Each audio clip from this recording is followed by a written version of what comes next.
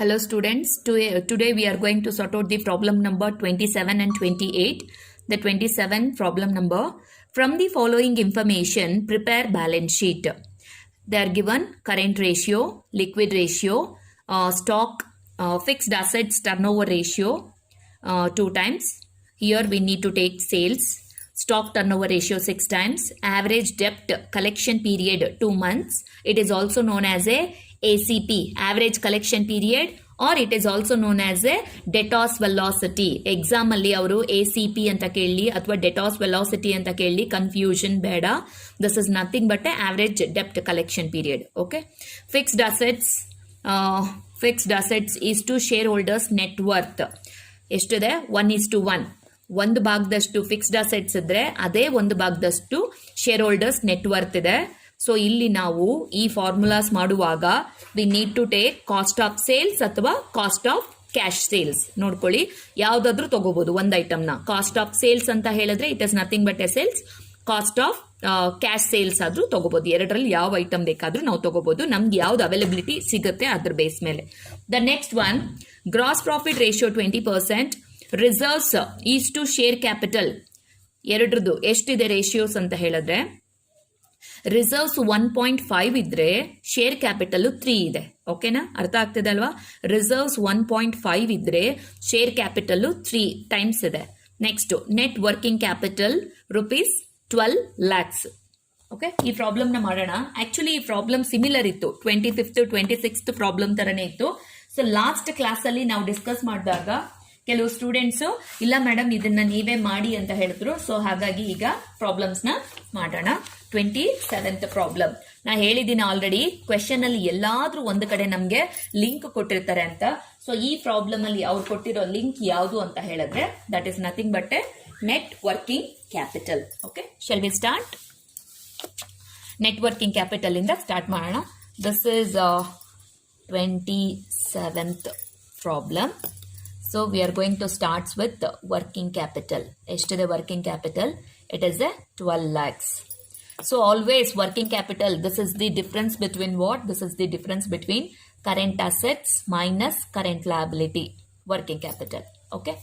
ಈಗ ಪ್ರಾಬ್ಲಮ್ ಅಲ್ಲಿ ನೋಡಿ, ಪ್ರಾಬ್ಲಮ್ ಅಲ್ಲಿ ಕರೆಂಟ್ ರೇಷಿಯೋದು ನಮಗೆ ಆನ್ಸರ್ ಕೊಟ್ಟಿದ್ದಾರೆ 2.5:1. 2.5 ಏನ ಇಂಡಿಕೇಟ್ ಮಾಡುತ್ತೆ? ಕರೆಂಟ್ ಅಸೆಟ್ಸ್ ನ ಇಂಡಿಕೇಟ್ ಮಾಡುತ್ತೆ.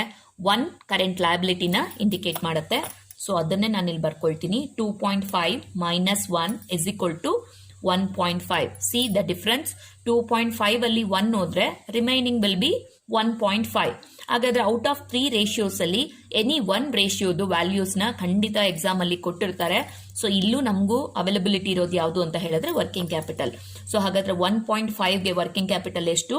12 lakhs ಆದಾಗ ಹಾಗಾದ್ರೆ 1ಗೆ ಎಷ್ಟಾಗುತ್ತೆ, 2.5ಗೆ ಎಷ್ಟಾಗುತ್ತೆ ಅನ್ನೋದನ್ನ ಕ್ಯಾಲ್ಕುಲೇಟ್ ಮಾಡಿ ನೋಡೋಣ. ಹೇಗೆ ಮಾಡಬೇಕು calculation? Cross multiplication. 12 lakhs into 1 divided by 1.5. 12 lakhs into 2.5 divided by 1.5. Okay, ಮಾಡೋಣ ಈಗ. 12 lakhs into 1 divided by 1.5 ಎಷ್ಟು ಬಂತು? 8 lakhs ಬಂತು. ಸೊ 1 ಅಂತ ಹೇಳಿದ್ರೆ 8 lakhs. ಮಿಸ್ಟೇಕ್ ಆಯ್ತು. 12 lakhs into 1 divided by 1.5. 8 lakhs. So 12 lakhs into 2.5 divided by 1.5. So 20 lakhs. Okay, done. So ಹಾಗಾದ್ರೆ current assets ಎಷ್ಟು ಬರುತ್ತೆ ನಮಗೆ? 20 lakhs ಬರುತ್ತೆ. ಮೈನಸ್ ಕರೆಂಟ್ ಲಯಬಿಲಿಟಿ ಎಷ್ಟು ಬರುತ್ತೆ? 8 lakhs ಬರುತ್ತೆ. ಸೊ 20 lakhs ಮೈನಸ್ 8 lakhs ಹೋದ್ರೆ the difference is 12 lakhs. Correct ಅಲ್ವಾ? Is it right? Yes. So ಹಾಗಾದ್ರೆ ನಮ್ಗೆ ಏನೇನು ಸಿಕ್ಕಿದೆ? Current assets is equal to 20 lakhs. ನಾ ಹೇಳಿದ್ದೀನಿ ಆನ್ಸರ್ ಸಿಕ್ಕಾಗ ಅದಕ್ಕೊಂದು ಬಾಕ್ಸ್ ಹಾಕಿ ಹೈಲೈಟ್ ಮಾಡ್ಕೊಳ್ಳಿ. ನಮಗೆ ಬ್ಯಾಲೆನ್ಸ್ ಶೀಟ್ ಮಾಡುವಾಗ ಈಸಿ ಆಗುತ್ತೆ. ಸೊ ಕರೆಂಟ್ ಲಯಬಿಲಿಟಿ ಎಷ್ಟಿದೆ? 8 lakhs ಇದೆ. ಸೊ ಇದಕ್ಕೂ ಒಂದು ಬಾಕ್ಸ್ನ ಹಾಕಿ ರೆಡಿ ಮಾಡಿ ಇಟ್ಕೊಳ್ಳಿ. So current assets and current liability ಸಿಕ್ಕಿದೆ. ಈಗ ಮತ್ತೆ ಕ್ವೆಶನ್ ನ ನೋಡೋಣ ಇನ್ನೇನಿದೆ ಅಂತ. ನೆಕ್ಸ್ಟ್ ಇನ್ನೇನು ಫೈನ್ ಮಾಡ್ಬೋದು ನಾವೀಗ. ಆ್ಯಕ್ಚುಲಿ ಯಾವಾಗಲೂ ಅಷ್ಟೇ current ratio and liquid ratio ಕೊಟ್ಟಾಗ ನಾವು ಈ ಎರಡು ರೇಷಿಯೋಯಿಂದ ಸ್ಟಾಕ್ನ ಫೈನ್ ಮಾಡ್ಕೋಬೋದು. And even more over stock it is one of the important item while doing the balance sheet Tally ಆಗಬೇಕಂದ್ರೆ ನಮಗೆ ಸ್ಟಾಕ್ ಅಂತೂ ಖಂಡಿತವಾಗ್ಲೂ ಇರಲೇಬೇಕಾಗುತ್ತೆ. ಸೊ ಸ್ಟಾಕ್ನ ಇಲ್ಲಿ ಮಾಡ್ಕೊಳ್ಳೋಣ. ಓಕೆ, ಸ್ಟಾಕ್ ಆಲ್ವೇಸ್ ಏನಾಗಿರುತ್ತೆ, stock is the difference between current asset minus quick assets. ಗೊತ್ತಿದೆ ಅಲ್ವಾ? Stock it is the difference between current assets minus quick assets. So ಹಾಗಾದ್ರೆ ನಮ್ಮ ಹತ್ರ ಈಗ ಏನ್ ಐಟಮ್ ಇದೆ, ಕರೆಂಟ್ ಅಸೆಟ್ಸ್ ವ್ಯಾಲ್ಯೂ ಸಿಕ್ಕಿದೆ, ಕ್ವಿಕ್ ಅಸೆಟ್ಸ್ ರೇಷಿಯೋ ಮಾತ್ರ ಇದೆ. ಸೊ ಈಗ ನಾವೇನ್ ಮಾಡೋಣ, ಕರೆಂಟ್ ರೇಷಿಯೋದಲ್ಲಿ ಫಸ್ಟ್ ಐಟಮ್ ಕರೆಂಟ್ ಅಸೆಟ್ಸ್ ನ ಇಂಡಿಕೇಟ್ ಮಾಡಿದ್ರೆ liquid ratio this is nothing but a quick ratio. ಹಾಗಾದ್ರೆ ಕ್ವಿಕ್ ರೇಷಿಯೋದಲ್ಲಿ ಈ ಮೊದಲನೇ ಐಟಮ್ ಏನ್ ಇಂಡಿಕೇಟ್ ಮಾಡುತ್ತೆ, ಕ್ವಿಕ್ ಅಸೆಟ್ಸ್ ನ ಇಂಡಿಕೇಟ್ ಮಾಡುತ್ತೆ. ಸೊ ಅದನ್ನೇ ತಗೊಳ್ಳೋಣ. ಕರೆಂಟ್ ಅಸೆಟ್ಸ್ 2.5 ಇದೆ, ಅದೇ ಕ್ವಿಕ್ ಅಸೆಟ್ಸ್ ಎಷ್ಟಿದೆ 1.5 ಇದೆ. ಹಾಗಾದ್ರೆ ಡಿಫ್ರೆನ್ಸ್ ಎಷ್ಟು 1. ಹಾಗಾದ್ರೆ ಔಟ್ ಆಫ್ 3 ರೇಷಿಯೋಸ್ ಅಲ್ಲಿ ಎನಿ 1 ರೇಷಿಯೋದು ವ್ಯಾಲ್ಯೂ ಖಂಡಿತ ಇದ್ದೇ ಇರುತ್ತೆ. ಹೌದು, ಈಗ ತಾನೇ ನಾವು ಫೈಂಡ್ ಮಾಡಿದೀವಿ. ಕರೆಂಟ್ ಅಸೆಟ್ಸ್ ಎಷ್ಟಿದೆ 20 lakhs ಇದೆ. 20 lakhs ನ ಬರ್ಕೊಳ್ಳೋಣ. 20 lakhs 6 zeros. ಓಕೆ, ಈಗ 1ಗೆಷ್ಟು 1.5ಗೆಷ್ಟು ಫೈಂಡ್ ಮಾಡೋಣ. ಯಾವ ರೀತಿ ಮಾಡಬೇಕು, 2.5 is equal to 20 lakhs ಆದರೆ how much for 1.5, how much for 1. Cross multiplication ನೋಡಿ, ಇದೆರಡನ್ನು ಕ್ರಾಸ್ ಮಲ್ಟಿಪ್ಲಿಕೇಶನ್ ಮಾಡಬೇಕು, ಇದನ್ನ ಡಿವಿಷನ್ ಮಾಡಬೇಕು. So 1.5 into 20 lakhs divided by 2.5 ಎಷ್ಟು ಬರುತ್ತೆ, 12 lakhs ಬರುತ್ತೆ. So 12 lakhs. ಹಾಗಾದ್ರೆ 1ಗೆ ಎಷ್ಟು ಬರುತ್ತೆ, ಅಗೈನ್ ಸೇಮ್ ಇದೆರಡನ್ನ ಮಲ್ಟಿಪ್ಲಿಕೇಶನ್ ಮಾಡಬೇಕು, ಇದನ್ನ ಡಿವಿಷನ್ ಮಾಡಬೇಕು. So 1 into 20 lakhs divided by 2.5 8 lakhs. 8 lakhs ಬರುತ್ತೆ. ಸೊ ಹಾಗಾದ್ರೆ ಇವಾಗ ನಾವೇನೇನು ಫೈಂಡ್ ಮಾಡಿದ್ವಿ, ಸ್ಟಾಕ್ ಮೇಯ್ನ್ ಆಗಿ ಫೈಂಡ್ ಮಾಡಿದ್ದೀವಿ. ಸ್ಟಾಕ್ ಎಷ್ಟು ಬಂದಿದೆ ಆನ್ಸರ್ 8 lakhs ಬಂದಿದೆ. ಸೊ ಬ್ಯಾಲೆನ್ಸ್ ಶೀಟ್ಗೆ ಬೇಕಾಗಿರೋ 3 ಐಟಮ್ಸ್ನ ಫೈಂಡ್ ಮಾಡಿದ್ದೀವಿ ನೋಡಿ. ಕರೆಂಟ್ ಅಸೆಟ್ಸ್ ಬ್ಯಾಲೆನ್ಸ್ ಶೀಟಿಗೆ ಬೇಕು, ಕರೆಂಟ್ ಲಯಬಿಲಿಟಿನೂ ಬ್ಯಾಲೆನ್ಸ್ ಶೀಟಿಗೆ ಬೇಕು. Stock is also one of the important item under balance sheet. Clear? ಈಗ ನೆಕ್ಸ್ಟ್ ನೋಡ್ಕೊಳ್ಳೋಣ, ನೆಕ್ಸ್ಟ್ ಯಾವ ರೇಷಿಯೋ ಮಾಡ್ಬೋದು ಅಂತ ಕ್ವೆಶನ್ ನೋಡ್ಕೊಳ್ಳಿ. ನಮ್ಗೀಗ ಯಾವುದೇ ರೇಷಿಯೋಸ್ನ ಫೈನ್ ಮಾಡಬೇಕಂದ್ರೂ ಆಲ್ಮೋಸ್ಟ್ ಇಲ್ಲಿರೋದನ್ನ ಫೈನ್ ಮಾಡಬೇಕಂದ್ರೆ ನಮಗೆ ಸೇಲ್ಸ್ ಬೇಕೇ ಬೇಕು. ಸೊ ಸೇಲ್ಸ್ ಬೇಕು ಅಂತ ಹೇಳಿದ್ರೆ this is one of the hint, gross profit. ಆಮೇಲೆ ಇನ್ನೇನಿದೆ ಹಿಂಟ್ ನಮಗೆ, ಓಕೆ ಇದಿದ್ರೆ ಸಾಕು ಮಾಡ್ಬೋದು. ಓಕೆ ಮಾಡೋಣ.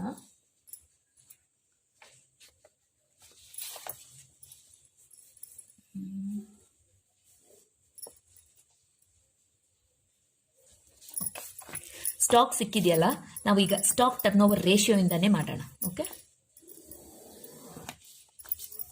ಈಗ stock turnover ratio formula ಏನಿದೆ, cost of goods sold divided by average stock.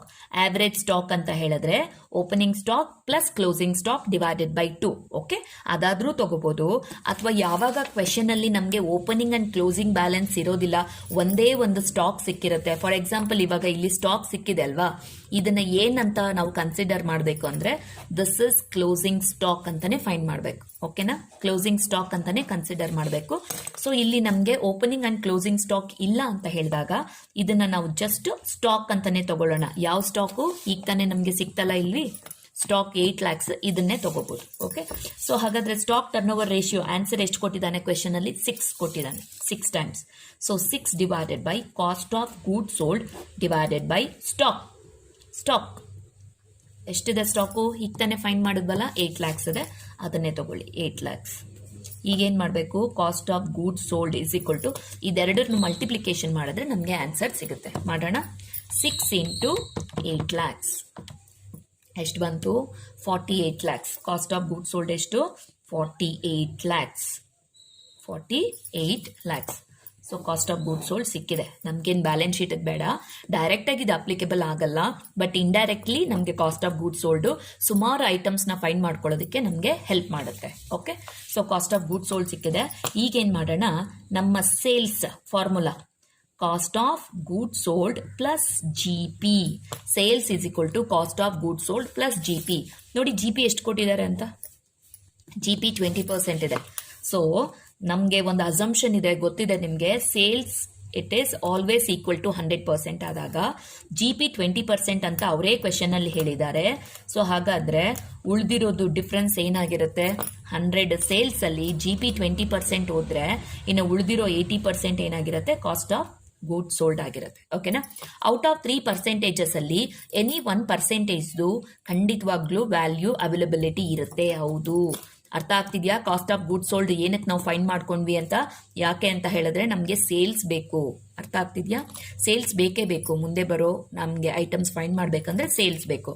So ಸೇಲ್ಸ್ಗೂ ಕಾಸ್ಟ್ ಆಫ್ ಗೂಡ್ಸ್ ಸೋಲ್ಡ್ಗೂ ಕನೆಕ್ಟಿವಿಟಿ ಇದೆ, ಸೇಲ್ಸ್ಗೂ ಜಿ ಪಿಗೂ ಕನೆಕ್ಟಿವಿಟಿ ಇದೆ. ಸೊ ಹಾಗಾಗಿ ನಾವು ಇಲ್ಲಿ ಕಾಸ್ಟ್ ಆಫ್ ಗೂಡ್ಸ್ ಸೋಲ್ಡ್ ನ ಸ್ಟಾಕ್ ಟರ್ನ್ ಓವರ್ ರೇಷಿಯೋನ ಅಪ್ಲೈ ಮಾಡಿ ಇದನ್ನ ಫೈಂಡ್ ಮಾಡ್ಕೊಂಡ್ವಿ. ಸೊ ಇದರಿಂದ ನಮಗೆ ಎಲ್ಲಾ ಐಟಮ್ಸ್ 1 by 1 ಸಿಗ್ತಾ ಹೋಗುತ್ತೆ. ಹಾಗಾದ್ರೆ ಔಟ್ ಆಫ್ 3% ಅಲ್ಲಿ 1% ವ್ಯಾಲ್ಯೂ ನಮ್ಮ ಹತ್ರ ಇದೆ, 48 lakhs.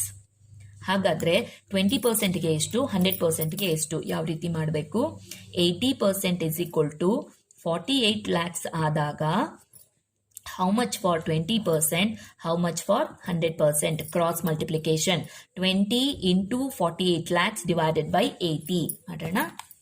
20 into 48 lakhs divided by 80 ಎಷ್ಟು ಬಂತು, 12 lakhs ಬಂತು.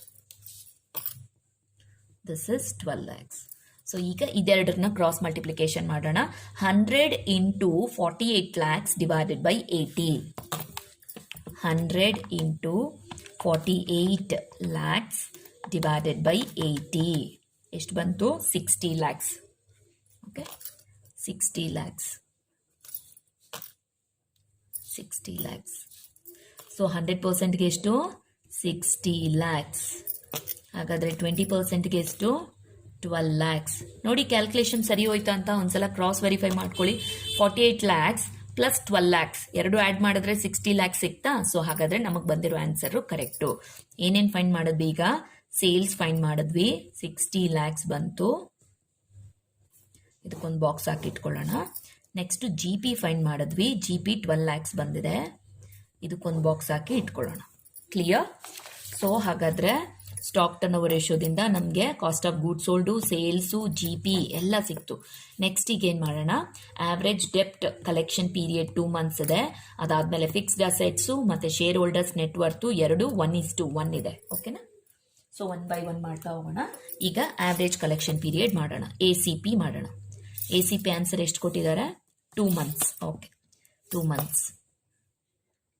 ಹಾಗಾದ್ರೆ ನಾವು ಫಾರ್ಮುಲಾದಲ್ಲಿ 365 days ಅಲ್ಲ, ನಾವು ಮಂತ್ಸ್ನ ಹಾಕೋಬೇಕು, 12 monthsನ.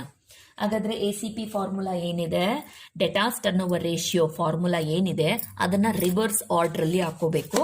ಒಂದ್ಸಲ ನಾನು ನಿಮಗೆ ತೋರಿಸ್ತೀನಿ. ಇಲ್ಲಿ ಡೆಟಾಸ್ ಟರ್ನ್ ಓವರ್ ರೇಷಿಯೋ ಎಲ್ಲೂ ಬಂದಿಲ್ಲ. ಜಸ್ಟ್ ಫಾರ್ ಯೋರ್ ಕ್ಲಾರಿಫಿಕೇಶನ್, ನಿಮಗೆ ಫಾರ್ಮುಲಾ ಚೆನ್ನಾಗಿ ತಲೆಯಲ್ಲಿ ಕೂತ್ಕೋಬೇಕು ಅಂತ ಹೇಳಿ ನಾನು ಇದನ್ನು ತೋರಿಸ್ತಾ ಇದ್ದೀನಿ. ಡೆಟಾಸ್ turn over ratio formula credit sales divided by average trade debtors. Credit sales divided by average trade debtors. Okay, average trade debtors. ಈಗ ಎ ಸಿ ಪಿ ಮಾಡೋದಕ್ಕೆ ನಾವೇನ್ ಮಾಡಬೇಕು, ಇದೇ ಫಾರ್ಮುಲಾನ ಜಸ್ಟ್ ಉಲ್ಟಾ ರಿವರ್ಸ್ ಆರ್ಡರ್ ಹಾಕೋಬೇಕು.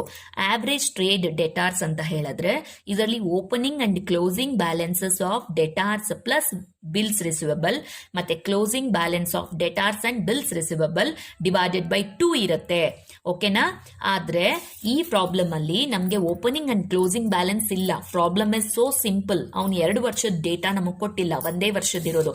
ಹಾಗಾದ್ರೆ ಇಲ್ಲಿ ಆವರೇಜ್ ಟ್ರೇಡ್ ಡೆಟಾಸ್ ಬದಲು ನಾವೇನ್ ತಗೋಬಹುದು, just we can considered as debtors. ಒಂದೇ ಒಂದು ಕ್ಲೋಸಿಂಗ್ ಬ್ಯಾಲೆನ್ಸ್ ನ ಮಾತ್ರ ತಗೋಬಹುದು.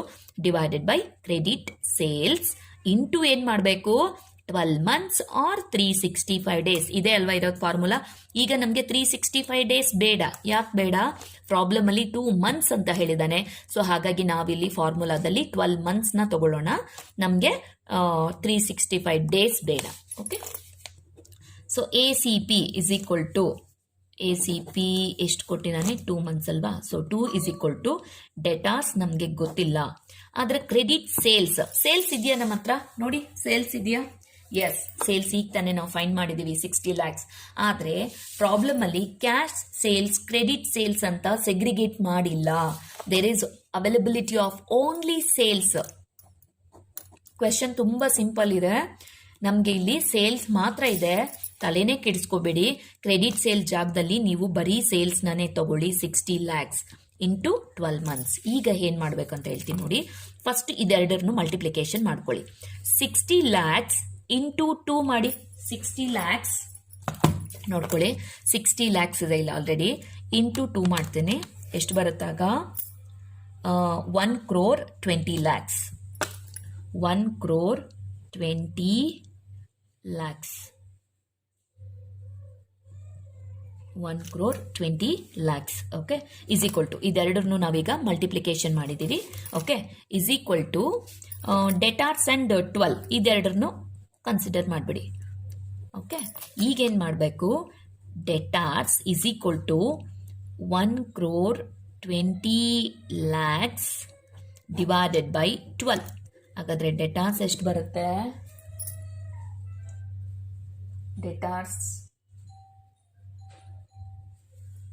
ಡೆಟಾರ್ಸು 10 lakhs ಬರುತ್ತೆ ನೋಡಿ. 1 crore 20 lakhs ಡಿವೈಡೆಡ್ ಬೈ 12 ಮಾಡಿದಾಗ the debtors will come 10 lakhs. So debtors important ಅಲ್ವಾ ನಮ್ಮ ಬ್ಯಾಲೆನ್ಸ್ ಶೀಟ್ಗೆ? It's very much important. Okay, so ಹಾಗಾದ್ರೆ ನಮ್ಗೆ ಏನು ಸಿಕ್ತೀಗ? ಡೆಟಾರ್ಸು ಸಿಕ್ಕಿದೆ. ಸೊ ಇದನ್ನು ನಾವು ಮಾಡಿದ್ವಿ. ACP average collection period. Next to fixed assets is to shareholders net worth will be 1:1. ಏನೇನು ತಗೋಬೇಕು ಇಲ್ಲಿ? ಕಾಸ್ಟ್ ಆಫ್ ಸೇಲ್ ಆದ್ರೂ ತಗೋಬಹುದು, ಕ್ಯಾಶ್ ಸೇಲ್ ಆದ್ರೂ ತಗೋಬಹುದು. ಸೊ ಪ್ರಾಬ್ಲಮ್ ಅಲ್ಲಿ ಇರೋದು ನಮ್ಮ ಹತ್ರ ಒಂದೇ ಸೇಲು. ಆ ಸೇಲ್ನೇ ನಾವೀಗ ತಗೊಳ್ಳೋಣ. ಓಕೆ, ಸೊ ಹಾಗಾದ್ರೆ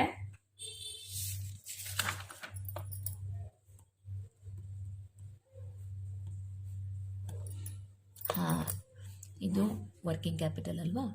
reserves, gross profit, fixed assets and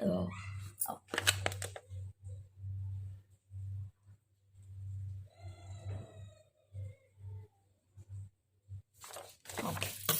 ಈಗ ನಮಗೆ ಈ ಒಂದು ಐಟಮ್ಸ್ ಬೇಕಾದರೆ ನಾವು ಫಿಕ್ಸ್ಡ್ ಅಸೆಟ್ಸ್ ಟರ್ನ್ ಓವರ್ ರೇಷಿಯೋನ ಮಾಡೋಣ. Okay, fixed assets turnover ratio. Fixed assets turnover ratio formula ಏನಿದೆ? Cost of goods sold divided by net fixed assets. Cost of goods sold divided by net fixed assets. ನಾ ಹೇಳಿದ್ದೀನಿ net fixed assets ಅಂತ ಹೇಳಿದ್ರೆ it is nothing but fixed assets ಇಂದ depreciation less ಮಾಡಬೇಕು. Problem ಅಲ್ಲಿ ಯಾವುದೇ depreciation related items ಇಲ್ಲ. So ಹಾಗಾಗಿ ನೀವು ಇಲ್ಲಿ ನೆಟ್ ಫಿಕ್ಸ್ಡ್ ಅಸೆಟ್ ಜಾಗಕ್ಕೆ ಫಿಕ್ಸ್ಡ್ ಅಸೆಟ್ಸ್ ಅಂತಾನೆ ಕನ್ಸಿಡರ್ ಮಾಡಿ. ಆನ್ಸರ್ ನೋಡಿ, ಇಲ್ಲಿ ನೋಡ್ಕೊಳ್ಳಿ, ಇಲ್ಲಿದೆ fixed assets turnover ratio ಎಷ್ಟಿದೆ? ಸೇಲ್ಸ್ ಮೇಲೆ ತಗೋಬೇಕಂತೆ. ಎಷ್ಟಿದೆ? 2 times ಇದೆ. ಸೊ ಈಗ ನಾನೇನು ಮಾಡ್ತೀನಿ? 2 ಇಸ್ ಈಕ್ವಲ್ ಟು ನೋಡಿ, ಕಾಸ್ಟ್ ಆಫ್ ಗೂಡ್ಸ್ ಸೋಲ್ಡ್ ಇಲ್ಲಿ ಫೈಂಡ್ ಮಾಡಿ ಇಟ್ಕೊಂಡಿದ್ದೀವಿ. 48 lakhs ಇದೆ. 48 lakhs divided by net fixed assets ಗೊತ್ತಿಲ್ಲ, ಅದನ್ನೇ ತಗೊಳ್ಳೋಣ. ಈಗೇನು ಮಾಡಬೇಕು? ಇದೆರಡನ್ನು ಕ್ರಾಸ್ ಮಲ್ಟಿಪ್ಲಿಕೇಶನ್ ಮಾಡೋಣ. 2 into net fixed assets 2 net fixed assets is equal to 48 lakhs. ಈಗೇನು ಮಾಡಬೇಕು? ಇದನ್ನು ಇಲ್ಲೇ ಪಕ್ಕದಲ್ಲಿ ಮಾಡ್ತೀನಿ, ಇಲ್ಲೇ ಮುಗಿಸೋಣ ಇದನ್ನು. So net fixed assets is equal to ಏನು ಮಾಡಬೇಕೀಗ? 48 lakhs ಡಿವೈಡೆಡ್ ಬೈ ಏನು ಮಾಡಬೇಕು? 2. ಹಾಗಾದರೆ ನೆಟ್ ಫಿಕ್ಸ್ಡ್ ಅಸೆಟ್ಸ್ ಎಷ್ಟು ಬರುತ್ತೆ? Net fixed assets will come 24 lakhs. 24 lakhs ಸಿಕ್ತು ನಮಗೆ ಫಿಕ್ಸ್ಡ್ ಅಸೆಟ್ಸ್ ಅಲ್ವಾ? ನೋಡ್ಕೊಳ್ಳಿ, net fixed assets 24 lakhs. Okay, balance ಶೀಟಿಗೆ ಬೇಕಾಗಿರೋ ಆಲ್ಮೋಸ್ಟ್ ಎಲ್ಲ ಐಟಮ್ ಸಿಕ್ಕಿದೆ. Current assets, current liability, stock, then net fixed assets, debtors. Okay, debtors. Next ಈಗ ಏನು ಮಾಡೋಣ, ಈಗ ಫಿಕ್ಸ್ಡ್ ಅಸೆಟ್ಸ್ ಸಿಕ್ಕಾಗಿದೆ ಅಲ್ವಾ ನಮಗೆ, ಇವಾಗ ನಮ್ಗೆ ಇದು ಈಸಿ ಇದು ಮಾಡೋದಕ್ಕೆ. So fixed assets is to share holders net worth. Short ಫಾರ್ಮಲ್ಲಿ ಬರೀತಿದ್ದೀನಿ, ಅರ್ಥ ಆಯ್ತಲ್ವಾ? Fixed assets is to share holders net worth ಎಷ್ಟು?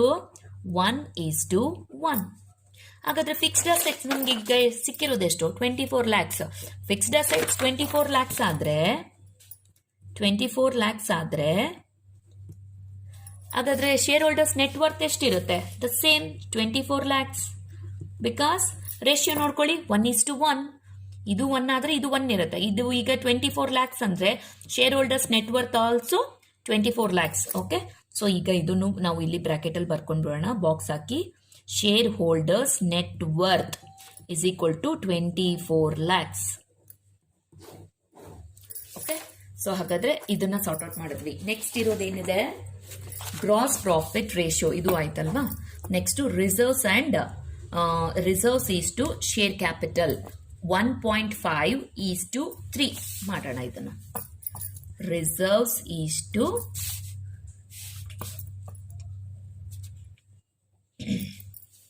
ಶೇರ್ ಕ್ಯಾಪಿಟಲ್ ಇದೆಷ್ಟಿದೆ? ಇದು 1.5 ಇದ್ರೆ ಶೇರ್ ಕ್ಯಾಪಿಟಲ್ ಎಷ್ಟಿದೆ? 3 ಇದೆ. ಈಗ ಅರ್ಥ ಮಾಡ್ಕೊಳ್ಳಿ, share capital this is nothing but a share holders net worth. ದಯವಿಟ್ಟು ಕನ್ಫ್ಯೂಸ್ ಆಗಬೇಡಿ, ಸುಮಾರು ಜನ ಅದೇ ಕನ್ಫ್ಯೂಸ್ ಆಗ್ತಿದ್ದೀರಾ. ಶೇರ್ ಹೋಲ್ಡರ್ಸ್ ನೆಟ್ವರ್ತ್ ಅಂತ ಹೇಳಿದ್ರೆ ಇದರಲ್ಲಿ ನಮಗೆ ಈಕ್ವಿಟಿ ಕ್ಯಾಪಿಟಲ್ಲು, ಪ್ರಿಫರೆನ್ಸ್ ಕ್ಯಾಪಿಟಲ್ಲು, ಆಮೇಲೆ reserve fund, profit and loss account, sinking fund, ಈ ರೀತಿಯಾದ ಐಟಮ್ಸ್ ಇರುತ್ತೆ. ಓಕೆ, ಇಲ್ಲಿ ನಾವೇನು ಮಾಡಬೇಕು? ಶೇರ್ ಕ್ಯಾಪಿಟಲ್ ಅಂತ ಹೇಳಿದ್ರೆ this is nothing but a share holders net worth. ಅರ್ಥ ಆಗ್ತಿದ್ಯಾ? ಸೊ ಹಾಗಾದ್ರೆ 3 ಔಟ್ ಆಫ್ 2 ರೇಷಿಯೋಸ್ ಅಲ್ಲಿ ಒಂದು ರೇಷಿಯೋಗೆ ಆನ್ಸರ್ ನಮ್ಮ ಹತ್ರ ಆಲ್ರೆಡಿ ಇದೆ, ದಿಸ್ 24 lakhs. ಇದನ್ನೇ ತಗೋಬೇಕಿಲ್ಲಿ ನಾವು, ಅರ್ಥ ಮಾಡ್ಕೊಳ್ಳಿ. ಹಾಗಾದ್ರೆ ಶೇರ್ ಕ್ಯಾಪಿಟಲ್ 3 ಇದ್ರೆ ಅದು 24 lakhs ಆದ್ರೆ 1.5 ರಿಸರ್ವ್ಸ್ ಎಷ್ಟಿರುತ್ತೆ? ರಿಸರ್ವ್ಸ್ ಕರೆಕ್ಟಾಗಿ ನೋಡ್ಕೊಳ್ಳಿ, ಇದು 3 ಅಂದ್ರೆ ಇದು 1.5 ಇದೆ. ಸೊ ಇದು 24 ಲಕ್ಷ ಅಂದ್ರೆ ಇದು ಎಷ್ಟಿರುತ್ತೆ? 12 ಲಕ್ಷ. ಕರೆಕ್ಟಾಗಿ ಇದರಲ್ಲಿ ಎಕ್ಸಾಕ್ಟ್ 50% ಅಲ್ವಾ? 12 lakhs. ಇಲ್ಲ ಅಂತ ಹೇಳಿದ್ರೆ ನೀವು ಈ ರೀತಿನೂ ಮಾಡ್ಕೋಬಹುದು. 3 = 24 lakhs ಆದರೆ 1.5ಗೆ ಎಷ್ಟು? ಕ್ರಾಸ್ ಮಲ್ಟಿಪ್ಲಿಕೇಶನ್ ನೋಡಿ, ಇದೆರಡನ್ನು ಕ್ರಾಸ್ ಮಲ್ಟಿಪ್ಲಿಕೇಶನ್ ಮಾಡಿ ಡಿವೈಡೆಡ್ ಬೈ 3 ಮಾಡಿ. 1.5 ಇಂಟು 24 lakhs ಡಿವೈಡೆಡ್ ಬೈ ಎಷ್ಟು? 3 ನೋಡಿ, 12 lakhs. ಕ್ಲಿಯರ್? ಸೊ ಏನೇನು ಸಿಕ್ಕಿದೆ ಈಗ ನಮ್ಮ ಹತ್ರ? ರಿಸರ್ವ್ಸ್ ಸಿಕ್ಕಾಯ್ತಲ್ವಾ? 12 lakhs. ಇನ್ನೇನು ಬೇಕು ನಮಗೀಗ? That's it. ನೆಟ್ವರ್ಕಿಂಗ್ ಕ್ಯಾಪಿಟಲ್ ಇಂದ ನಾವು ಕ್ಯಾಲ್ಕುಲೇಷನ್ ಸ್ಟಾರ್ಟ್ ಮಾಡಿದ್ವಿ. ಈಗ ಇಲ್ಲಿ ಬ್ಯಾಲೆನ್ಸ್ ಶೀಟ್ ಫಾರ್ಮೇಟ್ ಹಾಕೊಳ್ಳೋಣ.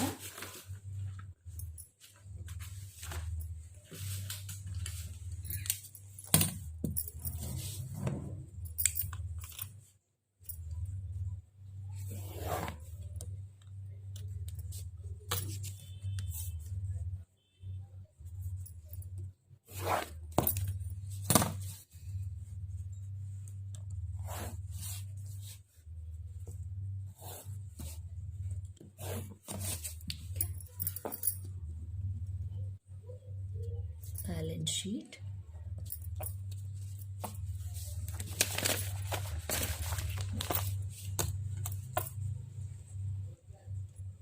Liabilities.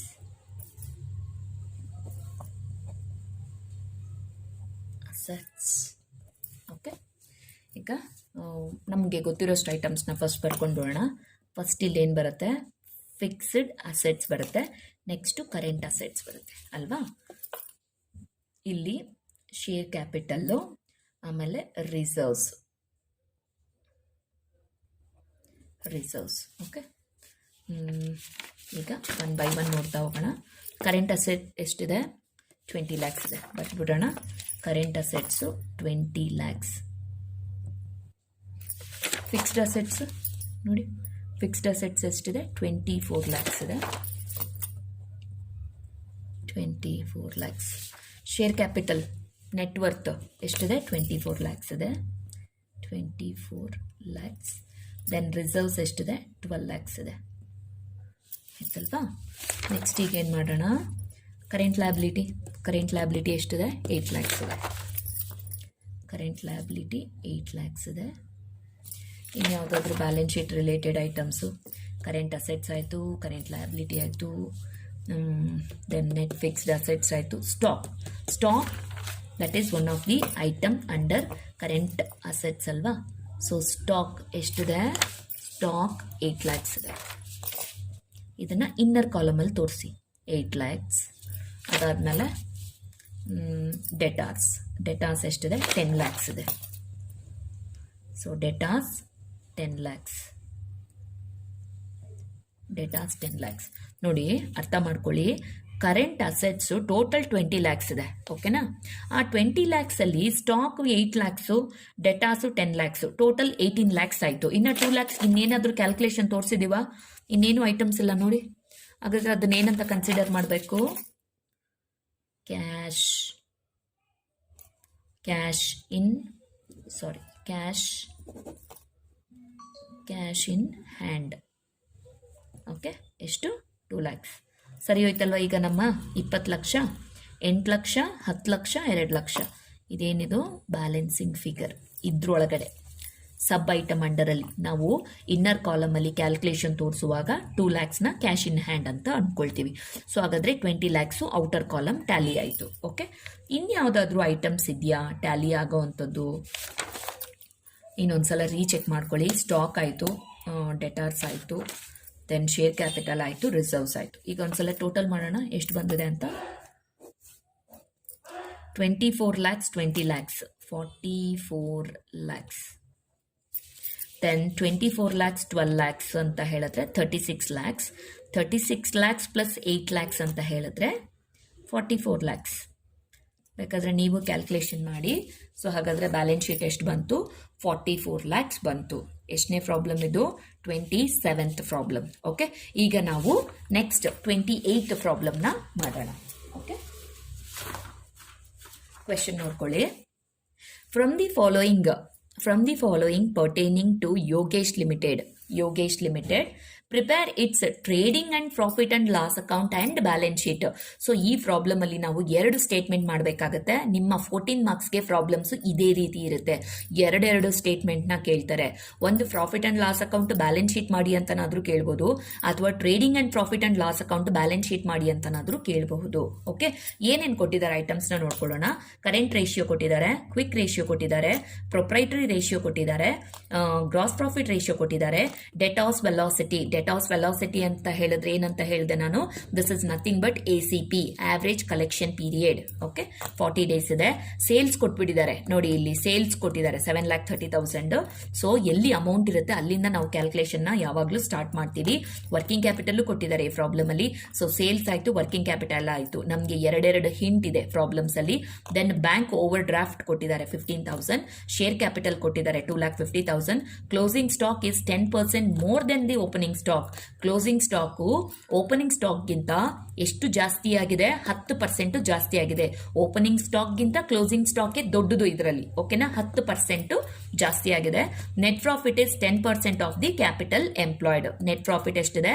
10% of the capital employed ಇದೆ. ಓಕೆ, ಈಗ ನಮ್ಮ ಕ್ಯಾಲ್ಕುಲೇಷನ್ ನ ಸ್ಟಾರ್ಟ್ ಮಾಡೋಣ. ಈಗ ನೀವೇ ಹೇಳಿ, ಕ್ಯಾಲ್ಕುಲೇಷನ್ ಎಲ್ಲಿಂದ ಸ್ಟಾರ್ಟ್ ಮಾಡಬೇಕು ಅನ್ನೋ ಐಡಿಯಾ ಸಿಕ್ಕಿರುತ್ತೆ. ಒಂದು ವರ್ಕಿಂಗ್ ಕ್ಯಾಪಿಟಲ್ ಇಂದಾನು ಮಾಡಬಹುದು, ಇಲ್ಲ ಸೇಲ್ಸ್ ಇಂದಾನು ಮಾಡಬಹುದು. ಯಾಕಂದ್ರೆ GPR ಕೊಟ್ಟಿದ್ದಾರೆ ನೋಡಿ, ಇಲ್ಲಿಲ್ಲ ನಮ್ಗೆ ಆನ್ಸರ್ಸ್ ಗೊತ್ತಾಗುತ್ತೆ. ಇಲ್ಲಿ ಸೇಲ್ಸ್ ಕೊಟ್ಟಿದ್ದಾನೆ, ನಮಗೆ ಗೊತ್ತು sales it is always equal to 100%. 100% ಅವನೇ ವ್ಯಾಲ್ಯೂ ಕೊಟ್ಬಿಟ್ಟಿದ್ದಾನೆ. 100% ಅಲ್ಲಿ 10% GP ಆದ್ರೆ ಉಳಿದಿರೋ 90% ಏನಾಗಿರುತ್ತೆ? ಕಾಸ್ಟ್ ಆಫ್ ಗುಡ್ಸ್ ಸೋಲ್ಡ್ ಆಗಿರುತ್ತೆ. ಅರ್ಥ ಆಗ್ತಿದ್ಯಾ? ಈ ರೀತಿ ನಾವು ಪ್ರಾಬ್ಲಮ್ಸ್ ಅನಲೈಸ್ ಮಾಡುವಾಗ್ಲೇನೆ ವಿ ಶುಡ್ ನೋ ಈ ಪ್ರಾಬ್ಲಮ್ ಸೊಲ್ಯೂಷನ್ನ ನಾವು ಎಲ್ಲಿಂದ ಸ್ಟಾರ್ಟ್ ಮಾಡಬೇಕು ಅನ್ನೋ ಕ್ಲೂ ನಮಗೆ ಗೊತ್ತಾಗಬೇಕು. ಆ ರೀತಿ ಅಷ್ಟು ಅಚ್ಚುಕಟ್ಟಾಗಿ ನಾವು ಪ್ರಾಬ್ಲಮ್ಸ್ನ ಅನಲೈಸ್ ಮಾಡಬೇಕಾಗುತ್ತೆ. ಓಕೆನಾ? So we can start with working capital or sales. ಎಲ್ಲಿಂದ ಬೇಕಾದರೂ ನಾವು ಈಗ ಪ್ರಾಬ್ಲಮ್ಸ್ನ ಸ್ಟಾರ್ಟ್ ಮಾಡೋಣ. Okay, as usual I'll starts with working capital. Okay, working capital current assets minus current liability. Ratio ನೋಡ್ಕೊಳ್ಳಿ, 2.5 ಅಂತ ಇದೆ. 2.5 ಯಾವುದನ್ನ ಇಂಡಿಕೇಟ್ ಮಾಡುತ್ತೆ? ಕರೆಂಟ್ ಅಸೆಟ್ ನ ಇಂಡಿಕೇಟ್ ಮಾಡುತ್ತೆ. ಹಾಗಾದ್ರೆ ಕರೆಂಟ್ ಲಯಬಿಲಿಟಿ ಎಷ್ಟಿದೆ? It is nothing but 2.5:1. 1 ಅಂತ ಹೇಳಿದ್ರೆ ಕರೆಂಟ್ ಲಯಬಿಲಿಟಿ 1 ಇದೆ. ಹಾಗಾದ್ರೆ ಡಿಫರೆನ್ಸ್ ಎಷ್ಟು ಬಂತು? 2.5 ಮೈನಸ್ 1 ಅಂತ ಹೇಳಿದ್ರೆ this will be 1.5. Okay, so out of 3 ratios, any one ratio value, it is definitely provided in the question. ಎಷ್ಟು ವರ್ಕಿಂಗ್ ಕ್ಯಾಪಿಟಲ್ ಎಷ್ಟಿದೆ? 1,20,000 ಇದೆ. So when this is 1,20,000, how much for 2.5, how much for 1? Calculation ಮಾಡೋಣ. ಈಗ ಯಾವ ರೀತಿ ಮಾಡಬೇಕು? 1.5 is equal to 1,20,000 ಆದಾಗ 2.5ಗೆ ಎಷ್ಟಾಗುತ್ತೆ?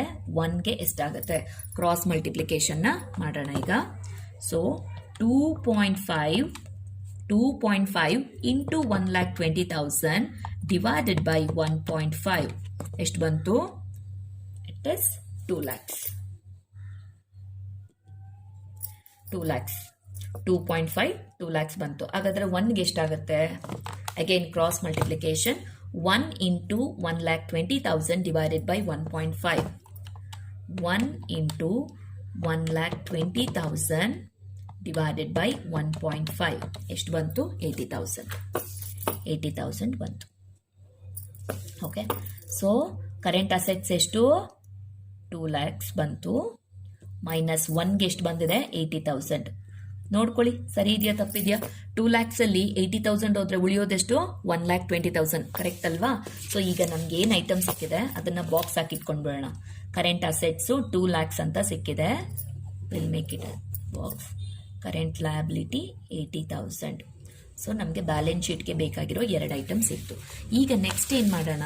ಕ್ವೆಶನ್ ಅಲ್ಲಿ ನಾ ಹೇಳಿದೆ ಸ್ಟಾಕ್ ಬೇರೆ ಕೊಟ್ಟಿದ್ದಾರೆ. ಎಷ್ಟಿದೆ? 73,000 ಇದೆ. ಸೊ ಅದನ್ನು ನಾವು ಮಾಡ್ಬೋದು. GPR 10% ಇದೆ. ಈಸಿ ಆಯಿತು ನಮಗೆ. ಓಕೆನಾ? So sales is equal to cost of goods sold plus GP. Sales it is always considered as 100%. ಹಾಗಾದರೆ GP ಎಷ್ಟು? 10%. ಸೊ 100 ಅಲ್ಲಿ 10 ಹೋದ್ರೆ ಉಳಿಯೋದೆಷ್ಟು? 90% cost of goods sold. Out of 3 values any one value definitely they'll provided in the question. Sales ಕೊಟ್ಬಿಟ್ಟಿದ್ದಾನೆ 7,30,000. So 100%ಗೆ 7,30,000 ಆದರೆ how much for 90%, how much for 10%? Cross multiplication. 100ಗೆ 7,30,000 ಆದರೆ 90%ಗೆ ಎಷ್ಟು? 10%ಗೆ ಎಷ್ಟು? ಕ್ರಾಸ್ ಮಲ್ಟಿಪ್ಲಿಕೇಶನ್ ಮಾಡೋಣ ಈಗ. 90 ಇಂಟು 7,30,000 ಡಿವೈಡೆಡ್ ಬೈ 100 ಎಷ್ಟಾಯಿತು? 6,57,000. 6,57,000. ಹಾಗಾದರೆ 10%ಗೆ ಎಷ್ಟು? 10 into 7,30,000 divided by 100. 73,000. 73,000. Clear? So 90%ಗೆ ಎಷ್ಟು ಬಂತು? 6,57,000 ಬಂತು. 10%ಗೆ 73,000 ಬಂತು. ನೀವು ಇಲ್ಲೇ ಬೇಕಾದ್ರೆ ಕ್ರಾಸ್ ವೆರಿಫೈ ಮಾಡ್ಕೊಳ್ಳಿ. 6,57,000 ಪ್ಲಸ್ 73 ಮಾಡಿದ್ರೆ we will get the answer 7,30,000 ಬರುತ್ತೆ. ಓಕೆನಾ? ಈಗ ಏನೇನು ಐಟಮ್ನ ಫೈಂಡ್ ಮಾಡಿದ್ರೆ ಅದನ್ನ ಜಸ್ಟ್ ಬಾಕ್ಸ್ ಹಾಕಿಟ್ಕೊಳ್ಳಿ. ಕಾಸ್ಟ್ ಆಫ್ ಗೂಡ್ಸ್ ಸೋಲ್ಡ್ ಸಿಕ್ಕಿದೆ ನಮಗೆ 6,57,000. ಅದಾದಮೇಲೆ GP ಸಿಕ್ಕಿದೆ ನಮಗೆ ಎಷ್ಟು? 73,000. This is very much important. ಯಾಕೆ ಇದು ಇಂಪಾರ್ಟೆಂಟ್ ಇಲ್ಲಿ GP ಅಂತ ಹೇಳಿದ್ರೆ, ನಮ್ಗೆ ಈ ಪ್ರಾಬ್ಲಮ್ ಅಲ್ಲಿ ಅವನು trading and profit and loss account plus ಅದ್ರ ಜೊತೆಗೆ ಬ್ಯಾಲೆನ್ಸ್ ಶೀಟ್ ನನ್ನು ಪ್ರಿಪೇರ್ ಮಾಡಬೇಕು. ಸೊ ಹಾಗಾಗಿ ನಾವು ಎಲ್ಲ ಐಟಮ್ಸ್ನ ಇಲ್ಲಿ ಬಾಕ್ಸ್ ಹಾಕಿ ಇಟ್ಕೊಳ್ಳೋಣ. Okay, trading and profit and loss ಅಕೌಂಟ್ಗೂ ಬೇಕಾಗುತ್ತೆ ಈ ಐಟಮ್. ಓಕೆ, ನೆಕ್ಸ್ಟ್ ಈಗ ಕ್ವೆಶನ್ ನೋಡೋಣ. ಸೊ ಯಾವ್ದಾಯ್ತು? ವರ್ಕಿಂಗ್ ಕ್ಯಾಪಿಟಲ್ ಹಿಂಟ್ ಮುಗಿಸಿದ್ವಿ, ಸೇಲ್ಸ್ನ ಮಾಡಿದ್ವಿ, ಸೇಲ್ಸ್ ಬೇಸ್ ಮೇಲೆ GPನ ಕೂಡ ಫೈಂಡ್ ಮಾಡಿದೀವಿ. ಈಗ ನಮ್ಗೆ ಗೊತ್ತು ಈ 2 ರೇಷಿಯೋ ಮಧ್ಯದಲ್ಲಿ ಯಾವಾಗಲೂ ಏನಿರುತ್ತೆ? Current ratio and quick ratio ಮಧ್ಯದಲ್ಲಿ ಸ್ಟಾಕ್ ಇರುತ್ತೆ. ಈಗ ಅದನ್ನ ಫೈಂಡ್ ಮಾಡೋಣ. Stock is equal to what?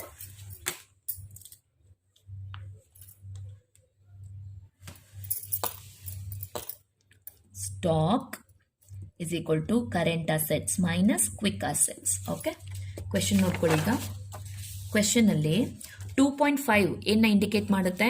2.5 will indicate current assets, 1.3 will indicate the quick assets. Okay, so 2.5 minus 1.3 ನೋಡಿ ಡಿಫರೆನ್ಸ್ ಎಷ್ಟು ಬಂತು?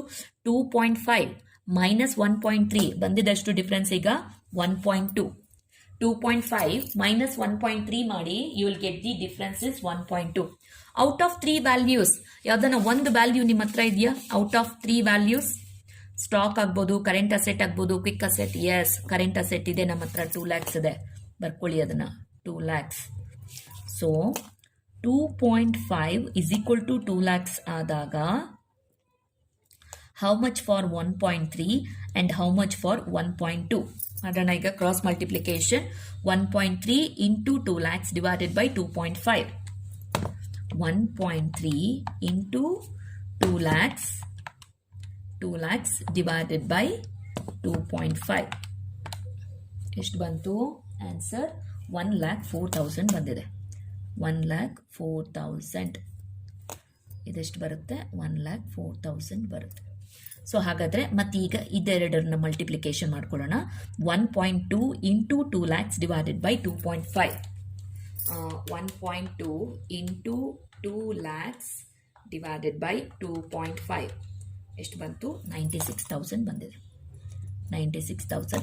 ಇದೆರಡನ್ನ ಕ್ರಾಸ್ ಮಲ್ಟಿಪ್ಲಿಕೇಶನ್ ಮಾಡ್ಕೊಂಡ್ವಿ. ಇದೆರಡನ್ನೂ cross multiplication. 1.3 into 2 lakhs divided by 2.5 ಮಾಡಿದ್ರೆ 1,04,000 ಬರುತ್ತೆ. 1.2 into 2 lakhs divided by 2.5 ಮಾಡಿದ್ರೆ ನಮಗೆ 96,000 ಬರುತ್ತೆ. 96,000 ಏನಿದು 96,000? This is very important. This is nothing but a stock.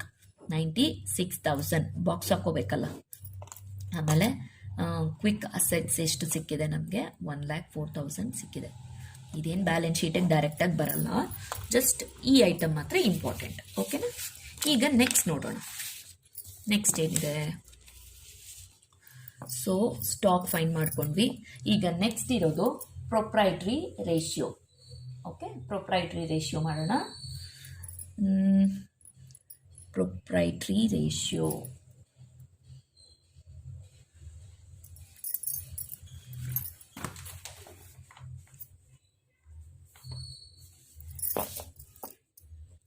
ಈ ರೇಷಿಯೋಗೆ ಇನ್ನೊಂದು ಹೆಸರಿದೆ. ಪ್ರೊಪ್ರೈಟ್ರಿ ರೇಷಿಯೋಗೆ ಏನಂತ ಹೇಳಿದ್ರೆ ನೆಟ್ ವರ್ತ್ ರೇಷಿಯೋ ಅಂತ. ಓಕೆ, ಬರ್ಸಿದ್ದೀನಿ ನಾನು, ಕನ್ಫ್ಯೂಸ್ ಆಗಬೇಡಿ. Proprietary ratio, it is also known as a net worth ratio.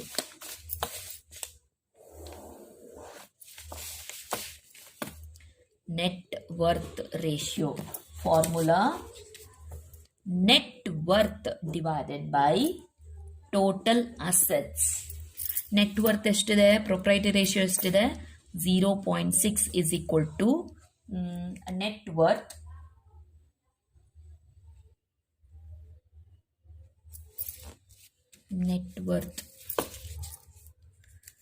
Worth this is nothing but, ಇಲ್ಲಿ ನೋಡ್ಕೊಳ್ಳಿ, ನಮಗೆ ಕ್ವೆಶನ್ ಅಲ್ಲಿ ಶೇರ್ ಕ್ಯಾಪಿಟಲ್ ಕೊಟ್ಟಿದ್ದಾರೆ, ಆದರೆ ರಿಸರ್ವ್ಸ್ ಕೊಟ್ಟಿಲ್ಲ. ಬ್ಯಾಲೆನ್ಸ್ ಶೀಟಲ್ಲಿ ಬರುತ್ತೆ ಅಂದರೆ ಅವ್ರ ಕ್ವೆಶನಲ್ಲಿ ನಮ್ಗೆ ಐಟಮ್ಸ್ನ ಪ್ರೊವೈಡ್ ಮಾಡಬೇಕಿತ್ತು. ಹಾಗಾದರೆ ನಮ್ಮ ಪ್ರಕಾರ ಇಲ್ಲಿ ಶೇರ್ ಕ್ಯಾಪಿಟಲ್ ಅಂತ ಹೇಳಿದ್ರೆ ಏನಂತ ತಿಳ್ಕೋಬೇಕು? ನೆಟ್ ವರ್ತಲ್ಲಿ share capital, equity share capital ಮತ್ತು profit and loss account, reserves ಎಲ್ಲ ಇನ್ಕ್ಲೂಡ್ ಆಗಿರುತ್ತೆ. ನೆನಪಿದೆ ಅಲ್ವಾ ನೆಟ್ ವರ್ತ್? ಸೊ ಹಾಗಾದರೆ ಇಲ್ಲಿ ನೆಟ್ ವರ್ತ್ ಅಂದರೆ ಏನು? ಒಂದೇ ಒಂದು ಐಟಮ್ ಶೇರ್ ಕ್ಯಾಪಿಟಲ್. ಅವ್ರು ಕೊಟ್ಟಿರೋ ಐಟಮ್ನಲ್ಲಿ ನಾವಿಲ್ಲಿ ಯೂಸ್ ಮಾಡ್ಕೊಳ್ತೀವಿ. ಎಷ್ಟಿದೆ ಅದು? 2,50,000 ಇದೆ. 2,50,000 ಡಿವೈಡೆಡ್ ಬೈ ಟೋಟಲ್ ಅಸೆಟ್ಸ್. ಈಗೇನು ಮಾಡಬೇಕು? ಇದೆರಡರನ್ನು ಮಲ್ಟಿಪ್ಲಿಕೇಶನ್ ಮಾಡೋಣ. 0.6 into total assets, 0.6 total assets is equal to 2,50,000 as it is same. ಈಗೇನು ಮಾಡಬೇಕು? ಟೋಟಲ್ ಅಸೆಟ್ಸ್ನ ಹೊರಗಡೆ ತೆಗೆದು 2,50,000 ಡಿವೈಡೆಡ್ ಬೈ 0.6. ಈಗ ಡಿವಿಷನ್ ಮಾಡೋಣ. ಆನ್ಸರ್ ಏನು ಬರುತ್ತೆ ನೋಡೋಣ.